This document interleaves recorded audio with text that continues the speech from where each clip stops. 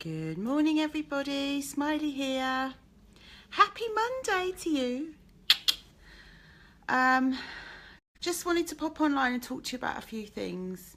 Mostly what I've written in the title, which is Your Strong-Willed Sensitive Child. And I've been doing a lot of reflecting lately. So I feel like I wanted to share where I'm at with things and try and join up some of the dots again and just check in with you and see how you all are. So how are you all doing? You good? Did you have a nice weekend? Kids gone back to school this morning. It's a bit grim out there. It's a bit grim. I don't mind the autumn. I quite like it. I quite like the autumn. I like the rain. But it's not for everyone, I know. I like to snuggle. I'm a bit of an introvert, so I like to snuggle and be inside. So that's probably why I like the autumn a lot. But if you're around this morning, just pop on in, come and say hello, say hi, and yeah, feel free to ask me anything. As I'm talking, feel free to comment and ask me stuff, because I will gladly respond if I can, because I'd like to help you, really would. Right, so your strong-willed sensitive child. So it kind of started out because I was going through the questionnaires for the mums who are coming to the Boundaries Masterclass tonight. So it's only a small group, it's less than 10 people. If you still want to come and join us, you can. I'll talk about that in a minute. But I wanted to talk to you about what I was hearing was the feedback for boundaries. So a lot of you know how to set boundaries, and a lot of you can set them. But the problem seems to be upholding those boundaries and staying with them and sticking to them. And there's a number of reasons for that. Guilt is one. Feeling sorry for your child is another one. Feeling embarrassed or judged by the people around you is another one. So I was thinking about that, and I was thinking, okay, so maybe people already think, well, I know how to set boundaries, so I don't need to come on the masterclass. And I was thinking, okay. And then I realised that actually the type of child that I am coaching, is always going to push boundaries. So then that led me on to a whole drawing. Would you like to see my drawing? of the type of child that I'm coaching and what I'm seeing. It's labelled, and I don't like labelled, as the strong-willed sensitive child. I like to call them Wildhearts, because they're really big-hearted and sensitive, these kids, and they come from a place of integrity, but they're Wildhearts. They do not want to be tamed, and they are boundary pushers. This is not a bad thing. It's not a bad thing. Their energy has come here to break down old systems and change the way we do things. So I see it as a positive. But we have to know how to be there for those children and parent them in a way that doesn't crush their spirit. They don't want to conform. So we need to learn to set boundaries and keep them safe. We need to guide them towards what is right for them without compromising who they are. So one of the things that I see a lot in coaching is, if I have a strong-willed sensitive child in my coaching room, a parent will often say to me, well, I've got one child who's like so accommodating and gentle and does whatever I ask and is obedient, and then I've got this child, and it is a bit like that, I'm afraid. I've got this child who doesn't cooperate, doesn't listen, And I know I go on a lot about connection, but obviously it feels like, if you see those two different children, that your connection is with that child there because you get that child. This child you don't get. But actually the message you're giving to this child is, you're wrong, you're difficult, you're hard work. That's what they feel. The connection's not very strong. And if you don't, and the difference between connection and control parenting is, you're trying to control behaviour which actually you can't control, and you'll learn that when they get to a certain age, that threatening, punishing, that kind of parenting does not work. And on this child, this strong-willed sensitive child, this wild heart child, it does not work. It doesn't. But making that comparison between the two is sending a message to that child that there's something wrong with them. And I know that because I was that child. So I'm just saying to you, that's how it feels. And with my empathy head on, I want to say to that child, there's nothing wrong with you, sweetheart. You have just huge energy and power and passion in your body that sometimes, because you're little and you're still learning, you don't know how to deal with it. And I also know, because that child is sensitive, they're picking up on what's going on in their environment and they suck it all up like a sponge. So I'm going to talk to you about an environment for that child in a minute. But the thing I want you to think about is, instead of making that child wrong and that child right, how about you think to yourself, I'm growing a flower, right? Just bear with me. You're growing a flower, so depending on what packet of seeds you've got, you need to make sure that the environment's right for the flower, don't you? So that the soil's right and the temperature's right and they're getting enough water and sunshine and nourishment and light. And then the flower's able to grow in the right environment. The temperament of your child will dictate. You can't force them into an environment that isn't right for them, which is why I don't believe that one parenting style fits all. It doesn't. One size does not fit all. So you're good, I hate this good and bad thing, but this good child over here that's gentle and easygoing and chilled out and giving, awesome. They'll survive in any environment because they're very flexible and they've got a different job to do in this world. But this child here is saying, well, if you try and control me and this happens and this happens and this happens, I just have an almighty meltdown.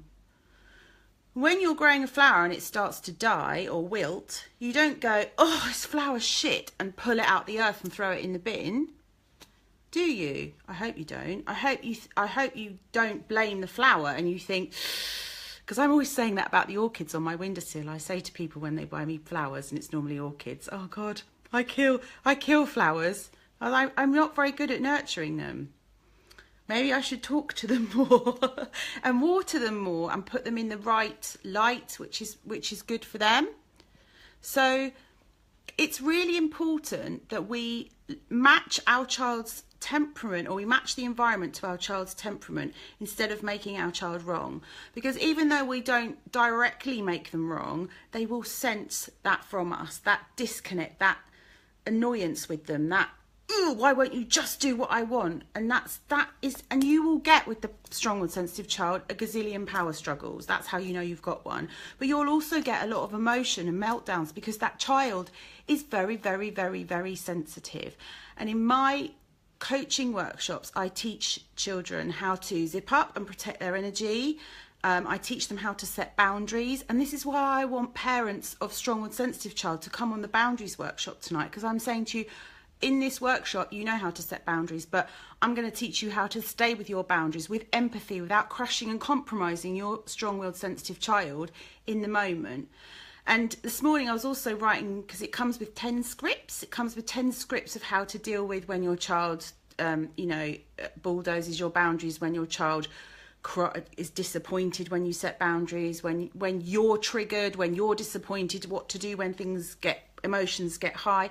So I said on the booking form that you get the 90-minute masterclass, the activity workbook, a copy of my ebook, which is worth 20 quid. And then I said you get 10 scripts. You actually get 12 now because I've written them and I found other ones. And that's just 45 quid to come along for tonight. But when I think about growing up without boundaries, I've read probably about 10 books and I've spent 12 years in therapy at 50 quid a pop. So you do the maths and the time for all the reading and all the therapy talk versus come to my masterclass tonight for 45 quid and you will have a toolkit that you can use. Now, I'm not saying it's going to change tomorrow, because obviously setting change and then making that happen is different, but you're going to have a step-by-step process. So I'm going to make it easy for you. And boundaries is something we have to feel our way into. And this is really good because you've got a sensitive feeling child who's probably trying to break you open. That's what we do.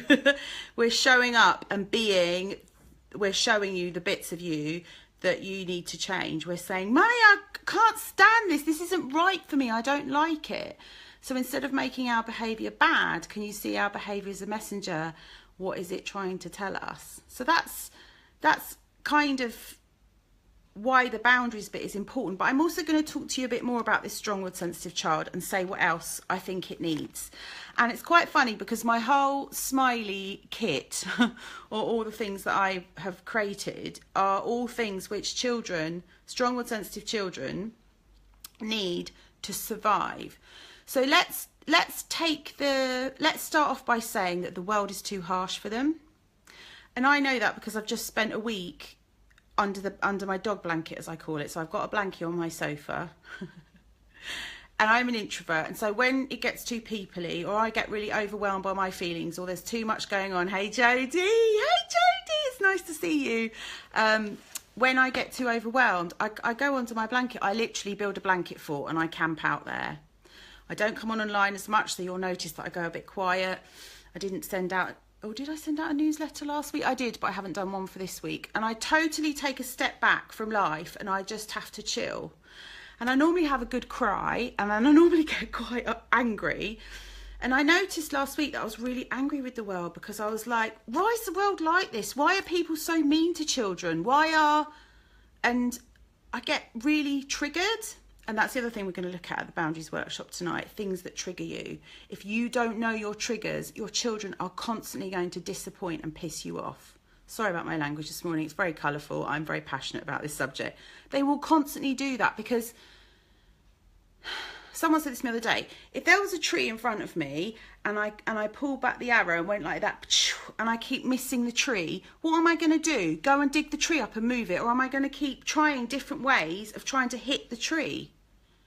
So you can't change your children. You can only change the way you respond to them. And if your child is acting out and your child is defiant, your child is opposing you, that is a call for connection. And a child who's saying, Mummy, you're not hearing me, you really don't understand.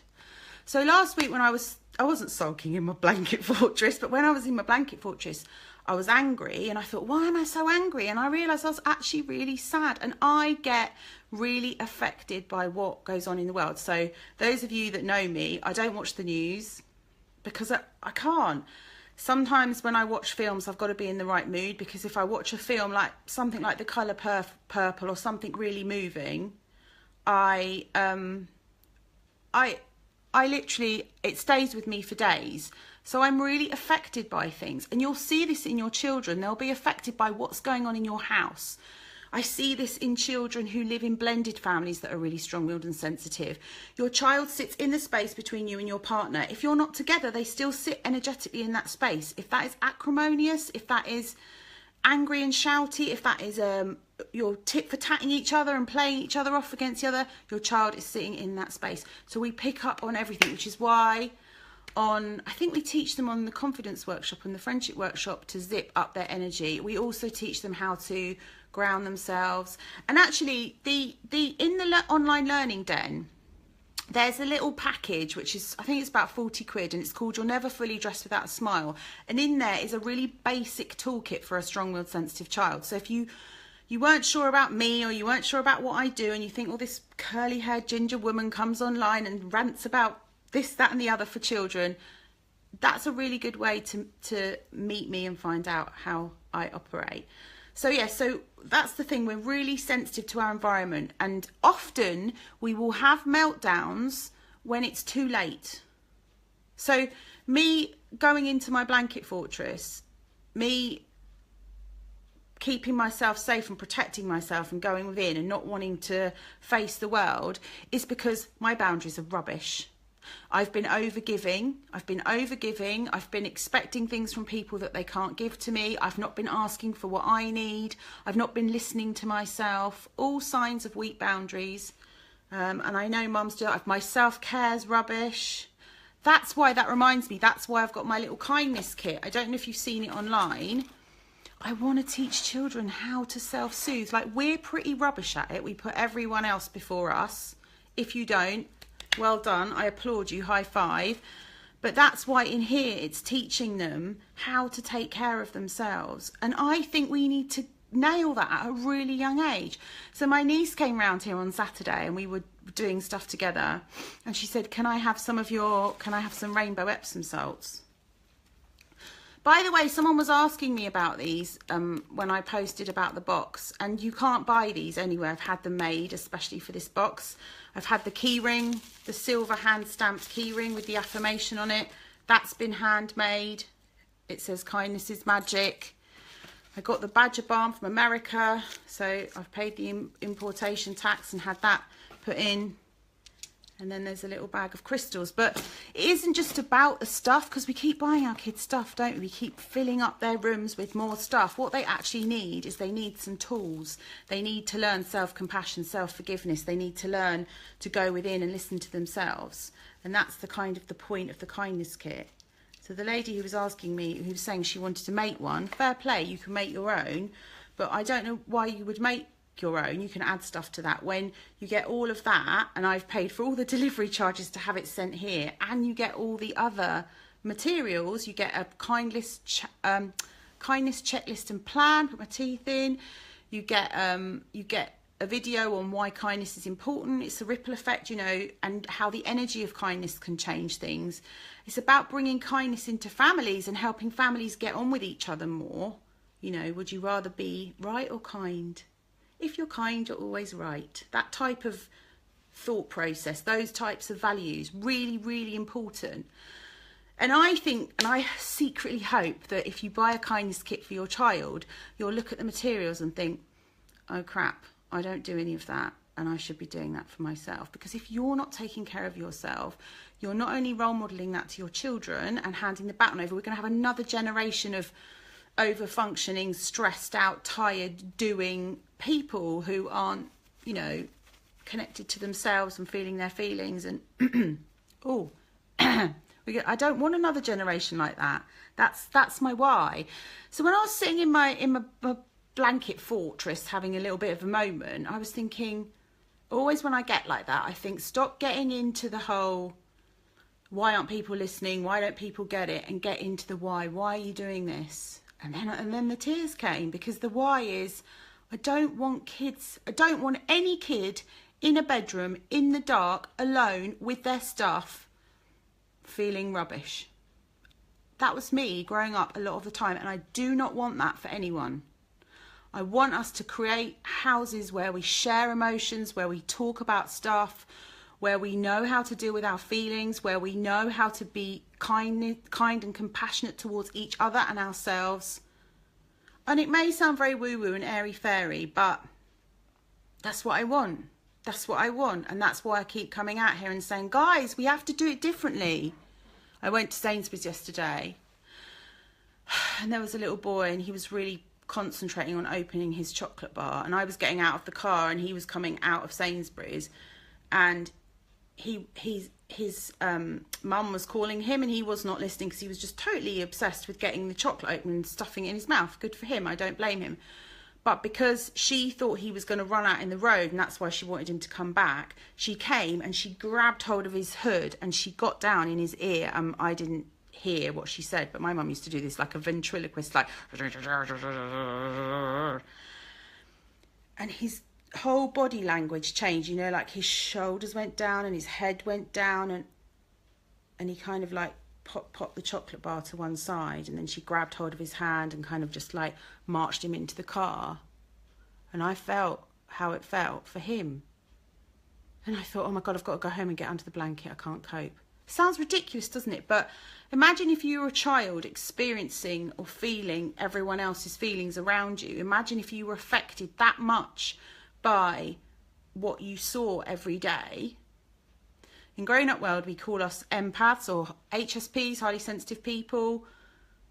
Imagine all that stuff you'd be carrying, all those emotions. Not only would you have all your own to understand and process because you're a child and that part of your brain that processes is still learning how to deal with that, you're affected by your whole environment.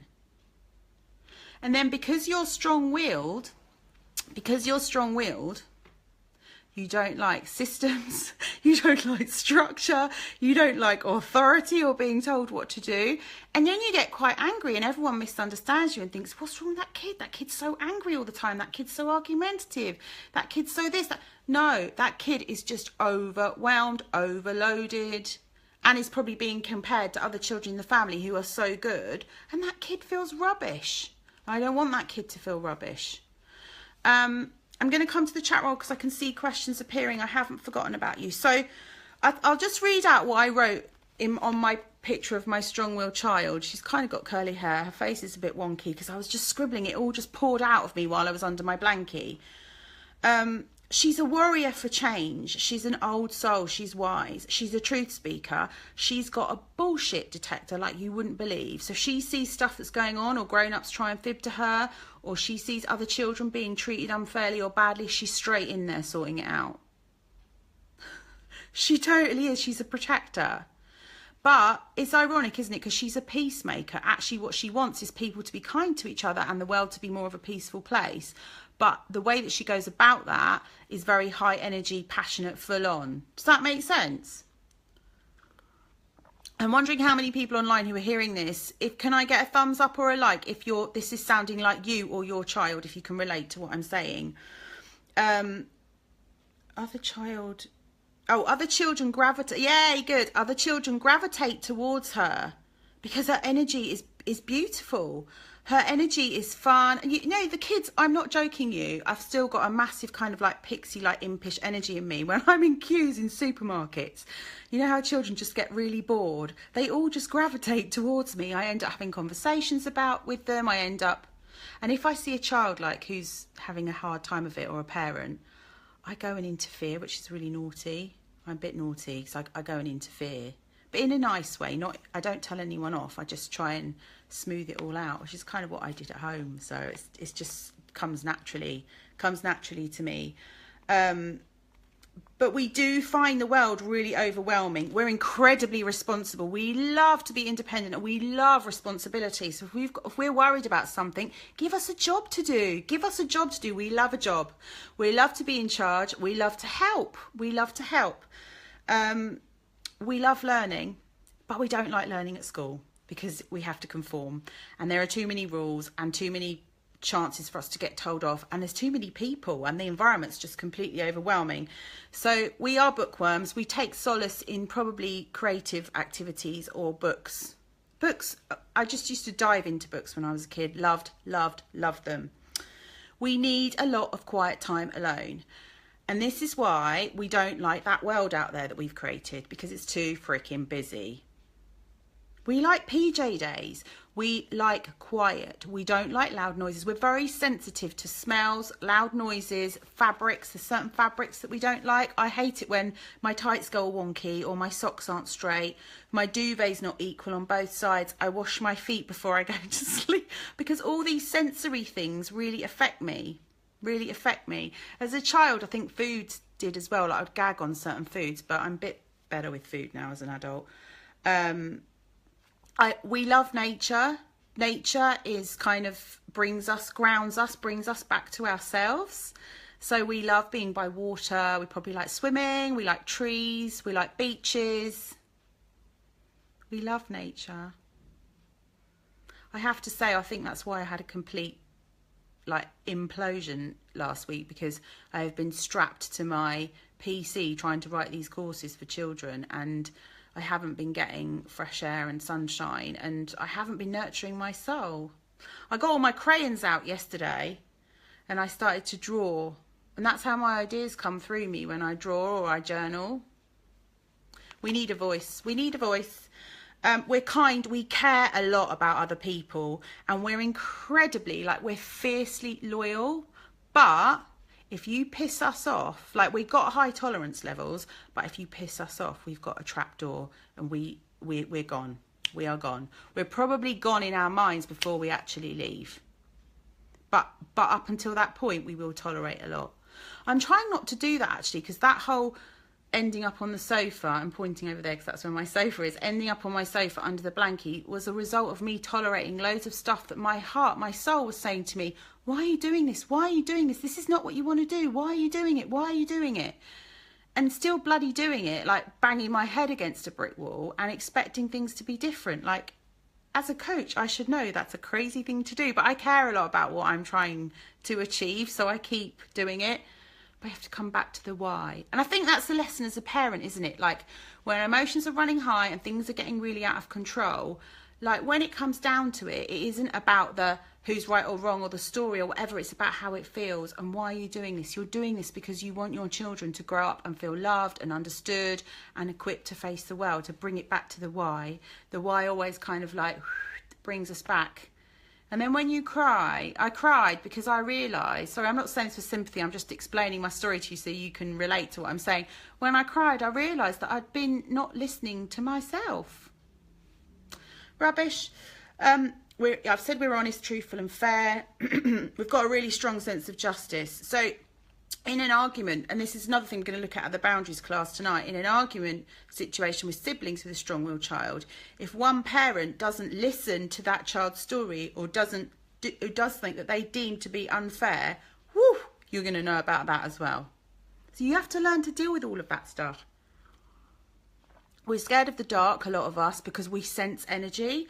So you can go and look on YouTube. There's an old video that I did in Halloween last year about Shadow Man. There was Shadow Man in my house as a child, and I could see him. I could see him move from our bathroom up our stairs.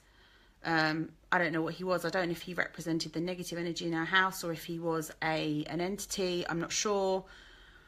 But I've since learned, since I've gotten older, that I've got strong intuition. And I'm much, much better at tuning in and listening to that now. So yeah, I was petrified of the dark as a child, obviously, because I was feeling all this stuff. I was picking up on all this stuff and didn't really understand what it meant. So I've noticed as I've got older, I'm affected by moon cycles. So we did have a full moon last week. And that's why I've started working with crystals, because I find the energy of crystals. So those crystals in that kindness kit, these are amazing. If you've got a child who's got separation anxiety, who needs a transitional object, or they need something to help them to feel confident or calm, and what you can do is, you can say, I'm putting all my love into this crystal, and I'm giving it to you, so then you're taking all my love to school. And your child can do the same, and give it back to you. It's a transitional object. It represents the connection between you and your child. And that's what you want with these kids. Don't try and control them. Don't try and modify their behaviour. Get them to go within and listen to their feelings. They're incredibly feeling beings, and they need you to understand that when they're acting out, it isn't about them trying. It's not personal. They're not trying to piss you off. They're trying to let you know that they're having a complete overwhelm of feelings and they need you to help them. So all of my clients respond really well to meditation. They respond really well to the Epsom salts baths. Epsom salts are really good. They've got magnesium in them, so they're really good for the nervous system. So they're good for anxiety and worries. But they're also really, really good for cleaning auras. They're really good for cleaning all that energy. So I get the kids to literally brush off everyone's icky energy from school. That's why when you get home from school, take your school uniform off, put your relaxing clothes on, leave school at school. And they're affected by transitions, and I've done a whole video on transitions for these types of children. They don't want to be rushed through them. They need time. They need to differentiate between one and the other. Sometimes even going from a weekend to a weekday is difficult for them. Coming back from holidays is difficult for them. That's why I've done the confidence pack in the Learning Den on returning to school, to help them make that transition. And in that pack, it also tells them how to zip up their energy, how to ground themselves, so how to navigate their way through that world out there that they feel is a little bit too tough for them. And the problem is we don't want to toughen them up, but we don't want to crush their spirit, because their spirit needs to stay. You can feel my energy, can't you? You can feel the passion when I talk. You can feel the spirit in me when I'm talking about this stuff, because I really care about it. Give me a thumbs up if you can. And this is like the energy of your child, and all the time that you set boundaries with that empathy, and that's what the class is about tonight, setting boundaries with empathy. All the time you do that, you still allow them to stay and be with themselves. They don't compromise themselves. But you don't have to back down and give in to them, because actually when you take the boundaries away and they don't have those boundaries, they feel unsafe. Go back to the greenhouse, growing the flower again. That greenhouse has got broken windows and doors open. The frost is coming in. That flower is going to wilt and die because that child feels unsafe, because the greenhouse needs to have strong boundaries. But you don't need to get into a power struggle. I'm going to come to the chat roll in a minute because I've just got to finish what I'm saying. I've written lots of stuff that I can't read because obviously I was very emotional last week. We are really emotional, and we live through our emotions. So because I grew up in a house without very much emotional intelligence. My parents did the best they could, but they didn't have emotionally nurturing parents either. And I think it's probably indicative of that time, sort of post-war babies, they still did things in the old school way. But, and that's why I get asked parents to work out children's love languages. Because again, this child is really sensitive, so it's about that heart-to-heart connection. Don't try and control them. Don't think of a wild horse. I want to call them, do we like Wildhearts instead of strong-willed sensitive children? Because strong-willed implies that they are stubborn and difficult. And I think sensitive, all these insensitive people that say, oh, you're oversensitive, oh, you're overreacting. Says more about them than it does about you. But I don't like the term strong-willed sensitive. I know that that's what's brought you to this live this morning, because you can recognise yourself or your child in it. But I quite like Wildhearts. If you can think of any other names to call them, please feel free to type in the chat. I was thinking brave hearts, kind hearts, wild hearts.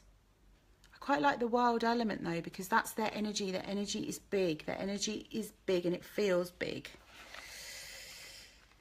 Oh, they also love, I think I said they love creativity. So journaling, calm colouring, making stuff, creativity is a channel for them to express themselves. Lots of children come to coaching and say, oh, I'm not creative, I can't draw. But then they're really good at building Lego, or they like to bake, or they like setting up camps, or they like making up imaginary games. There's lots of ways that you can be creative. It's not just about drawing and writing. And that's why I do the creative workshops with these children, because all the children who come to coaching need that. Their soul needs that. We're killing their souls because we're not putting them in the right environment. Anne says songwriting and singing, that's what your daughter... Oh, that's lovely, Anne. Yeah, so that's where she goes when the world gets a bit crazy. She gets a bit overwhelmed. She goes off and writes songs and sings. Oh, that's beautiful. Oh, I love that. I'm going to come and see what else you're saying. Another strong-willed sensitive here. Hi, Claire. Yeah, so Claire, I know a little bit about you. I'd love for you to come to the class tonight. Don't worry, I'm not going to share on here because I'm holding your confidence, but I know a little bit about you, and I know that in the environment that you're in at the moment, that's going to really be triggering and overwhelming for you. It's huge. It's huge. And I guess the thing as a mum is, if you're a strong-willed sensitive and you feel like you want to climb under the duvet or go and lock yourself in the bathroom and have a good cry, because I know all mums get like that sometimes, and that's a bit where I was under my blanky fortress last week. It's because we've not been taking care of ourselves. We've not been listening to ourselves. And I think when you've got lots of small people dependent on you, that's incredibly difficult, isn't it? It's incredibly difficult. And it'd be great if we could be like the Beckhams and hire like 5 nannies, but that's not why we had children. So it's hard, right? It's hard. Sorry, not making the Beckhams wrong. That's that they make those choices because they can afford to. Fair play to them. I wasn't making anyone wrong there. My son insists on going straight out in the garden after school to find worms. Yes, brilliant. So he finds his bliss in nature and he replenishes his soul. So, it's a bit like charging up your iPhone, when you haven't charged it up and you're getting your child's getting depleted, and you'll know they're getting depleted because they start to act out, they start to be defiant, or they might withdraw and go within. It depends on what sort of child they are. But I find this kind of like Wildheart, strong-willed sensitive child is very vocal. As you might have noticed with this one. Never shuts up, never shuts up. But I get that whole thing of when I've worked something out or when I've discovered something, I'm like, I want to share, because I'm thinking, why doesn't everyone know about this? Why doesn't everyone know about this? Maybe you do. Perhaps I'm telling you something you already know. Oh, do you, Jodie? Yeah, describing your son. So the course tonight is at 8:30. It's for 90 minutes, and you get your workbook. You get a free copy of my ebook, which is worth 20 quid. And my ebook is actually a 30-day mini course of how you can up the connection with your child. And it also comes with 2 videos to talk to you about how you can incorporate love languages and how you can... So those connections are like little touch points throughout the day. It's not about spending like hours and hours hovering over your child like a helicopter. It's about understanding what their needs are and meeting their needs. And it's about creating this greenhouse, this environment that this wild heart, this strong-willed child can survive in. You just don't like restrictions. And if you think about, and that's why a lot of them struggle at school, because there are a lot of restrictions at school. And they also notice how they feel differently to their peers, and that makes them feel like they don't belong, and then they feel left out. So they're always looking for their homie, which is why they're always pleased to get home and dive under the blankie, because they feel like they don't belong anywhere. They can be loners. They can actually really enjoy their own company. I would say that growing up, I thought that I couldn't be alone, but because I had all this stuff going on with me, so I didn't like being alone. And I was alone a lot growing up because I was sent to my room for being naughty. So I didn't have a positive association with being by myself. But being alone and being lonely are not the same thing, because you can be in a room full of people, can't you, and feel lonely, right? Yeah, that's rubbish, isn't it? Or you can be in a relationship with someone and feel lonely, and that's rubbish as well, because you're not connecting on that emotional level. So I think as I've got older, I've recognised that I really do need my own... I mean, I've been single for 8 years. Let's not get into that conversation. But it started off as I'm going to have a break from dating people because I feel like I need to get to know myself. And that's turned into 8 years. I mean, I have poured my energy into the relationship I've got with my business, and I'm loving it. Or I was, until I had a total meltdown last week. But I'm choosing to be single because I'm enjoying having time by myself. Have date night on a Saturday night, cook a nice meal, watch Strictly, do my journaling, have a nice Epsom salts bath, take care of me. And I know you're all thinking, oh, it's all right for you, you haven't got kids, but I've got a massive business to run, and I feel like I have got a responsibility towards a lot of children who aren't mine, but who I actually care about. And that's what made me cry last week. So I was like, I do actually care, but I'm just turning into a ranty, shouty mum saying, don't do this, do that, don't. And I just hate it when I get like that. I don't want to be that person. I don't want to be that person that's nitpicking and this isn't working and complaining, because that energy then goes into my business, and then that's not helpful. And that's what you've got to think about when things are going on with your child. Like, what energy are you giving to that problem, or what energy are you giving to that child in the moment? Because the energy that you give to them is the energy that they'll be sitting in, which will help them move through to problem solving. So come and join us tonight, because I'd love for more of you to come and be able to create this greenhouse for your strong-willed, sensitive children, or your wild hearts. It would be amazing if you could come. Yeah, you've got a blankie too. I know, the blankie thing.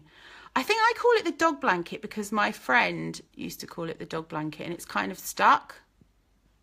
Oh, hang on. Let's have a look. I made the mistake of booking singing lessons when I knew she loved singing. It took all spontaneity away. Big mistake. Freedom to express is best. No lessons. Oh my God, Anne, that's such a good point. Yes. Yes. And do you know what? In my programs, that's making me think of something. Anne, that's really helpful for sharing. In my programs, a lot of the time it's parents who want to see things written down, things to follow, structures. And I try and put those in place so that there's a takeaway from the programme, because, you know, it's 550 quid to do a programme with me. And when you come on a mini workshop even, I try and give you like a booklet of things, even if it's just something for you to reflect and scribble and be with, because there's so much power in that pen when you start writing. It has a mind of its own. But actually, I really resist that. Like, I've only sat down to write the 12 scripts for the Boundaries workshop tonight. And you're a genius, because I'm resisting. Like, I just want to show up and be spontaneous and be with you and share what I know and trust that what comes through is the right thing. I don't want to sit down and do documents. And that's why I left British Gas. That's why I left the corporate world. I don't want to do blimmin' PowerPoint slides. I was a PowerPoint monkey for like 8 years. So you have to kind of go with your bliss and what's right for you. And you've made me realise that I don't like the structure, and maybe that's what I resist against when I'm writing these courses or when I'm putting documents together to help children. And why I love it when they come to my room, we've got this like really low laptop table and bean bags and Sharpies and pens, and every child will take away a different scribble that just sums up our session together. And then it's parents who are saying to me, what do we need to do? Where are the forms? Where's the books? What do we? And I'm like, just trust your child. Your child's got a piece of paper with scribbles on that means the absolute world to them, and you don't need to understand it. Just let them figure it out for themselves. And that's really hard as a parent, isn't it? Because you're like, what's going on? Let me in. What's going on? It's hard. You're jealous of my date night, Claire. No, I don't say it to make you jealous, but it's taken me, like, I'm 43 and I couldn't have time alone. Like Saturday night, I'd have to be out with the old heels on. These are the days when I was smoking and drinking. I have to be out and partying. I'm so over that now. I've got pairs of heels in my wardrobe still in the boxes that I don't wear, Claire. And I was joking with someone the other day and saying I should maybe just put those shoes on with my pyjamas while I'm watching Strictly, you know, just to give them a bit of an airing. What a waste of good shoes. Don't go out anymore though. Some of my friends think I'm really boring, but I've moved on, I've changed, and I'm honouring myself, and that's what I want these kids to do. I want these kids to stop trying to conform and fit in with everyone else, and I want them to go, well, this is what's right for me, this is what I need. And it starts at home, doesn't it? If we're giving them that environment and we're honouring their feelings and we're not making them wrong, then we're really, really, really, really, really helping them. You'd like to come, Claire? Please come, Claire. You're so welcome to come. Shall I send you the link when we get off the phone, off the phone? I'll put the link in below as well, I will. Okay, Anne, thanks for joining us. We've loved having you here. Oh God, the heels, me too, I know. But I think I'm moving away from all that, you know. I think you might see me on here showing up online in like my pyjamas in tie-dye, going all crystals and candles and really embracing my, the other side of me that I keep hidden. So I had a call with a coach. I'll just quickly share this and I'll go because I know you've all got lives to get on with. But I had a call with a coach a couple of weeks ago, and I said to her, you know, this isn't working. People don't get it. I'm screaming at the top of my lungs, do this, do that. And no one can hear me. They're all fixated on changing their kids and they're not looking here and giving, you know, and thinking, what can I do? What am I in control of? And she said, oh, you know, you just need to untuck your woo. She meant woo as in my woo-woo, as in my candles, my spiritual, my cards. See, that's what these are really. They're like the old angel cards, aren't they? But they're... Let's do one of these while we're online. But she said to me, just untuck your woo. That's what you need to do. And I just thought, oh, I work with children. That seems very inappropriate. But no, I think what she meant was just embrace that bit of you. That bit of you is what has helped you heal and that has brought you here. So why are you hiding it away and trying to make it conventional? And I was thinking, because my audience won't, I was frightened that you wouldn't like it. I was thinking that you would think, oh my God, Smiley's turned into like a massive hippie. What is she doing? But actually, when people come and work with me, they pretty much know how I work. They see how I work anyway, and it doesn't scare them off. If I untuck my woo, will you all run away? Going to pull a card on that. Oh, I'm getting hearts now. I take that as a no. Well, you're all still coming to listen to me, so I figure, you know, can't be that bad. Hang on, let's just have a... What are we getting today? Oh, yeah, see? The cards are always right. It's a positivity card. It says, my dreams are coming true. Grab life with both hands and soak up all the good stuff, no matter what other people say or think. Yeah, so be true to yourself. Untuck your woo, Smiley. I'm going to untuck my woo. You better watch out, guys. Right, so while I'm online, I'm all serious now. Stop talking about woos and various other random stuff. Does anybody want to ask me any questions about the boundaries workshop tonight, or about strong-willed sensitive children in general, or about things that you experience with them that you'd like me to put my 2 penneth in about? I'm happy to do that. Remember, guys, the class tonight is anonymous. So when you sign on, you get given a link to sign on. When you sign on, you can sign on as Barbara or Matilda or Woo Woo. You can be whoever you like. You switch your camera off, you switch your microphone off. You can be completely anonymous. It's a 90-minute class, though, and there's going to be a Q&A at the end. So if you want to ask me questions, then you're going to have to be brave enough to type in the chat roll or switch your mic on. But I won't make you do anything you don't want to do, because I'm not like that. Because I'm not controlling. Remember what I've just said? Because I don't like being controlled. Right, let's just see if there's anything else that people want to ask me. No. Oh. Have my comments got stuck? Or is that it now? No, I think that's it. Okay. So that's it really. And if you your takeaway from this is, if you've got a strong-willed, sensitive child, stop trying to control them. Bring the focus back to you and think about what it is in their environment that isn't working for them. And you know what, maybe even ask them, because they often know the answer. Kids, they'll say I don't know to start off with, and you can say, well, sit with it and think about it and let me know, and they will tell you. They might say kid-like things like, I need more sweets, or I need more this or that, but sometimes they're just saying, like, interpret that and think about what that means. I need more fun stuff that I love doing, because school is like squishing me. So listen to what they're saying. And that's another thing that we're going to look at in the masterclass tonight, is like interpreting what behaviour means and what you're hearing and what that actually means, because we mustn't take stuff personally. We know it's about our child, it's not about us. I'm listening while I'm feeding the littlies. Had a bad night last night. Thank you for making me smile. I'm off to get my woo-woo on. Yeah, get your woo-woo on, girlfriend. Lovely. Okay, so thanks all for being here. That's probably the biggest audience I've ever had on a live. So this is obviously a good time to come in and check in with you all. And I shall be back at some point, no doubt. And if I'm not, I'm probably hiding under my blankie, because that's where I am at my smiliest. All right. Thank you for listening. Have a lovely day. Come and join us tonight if you want to. Get your woo on. See you later. Bye. Bye.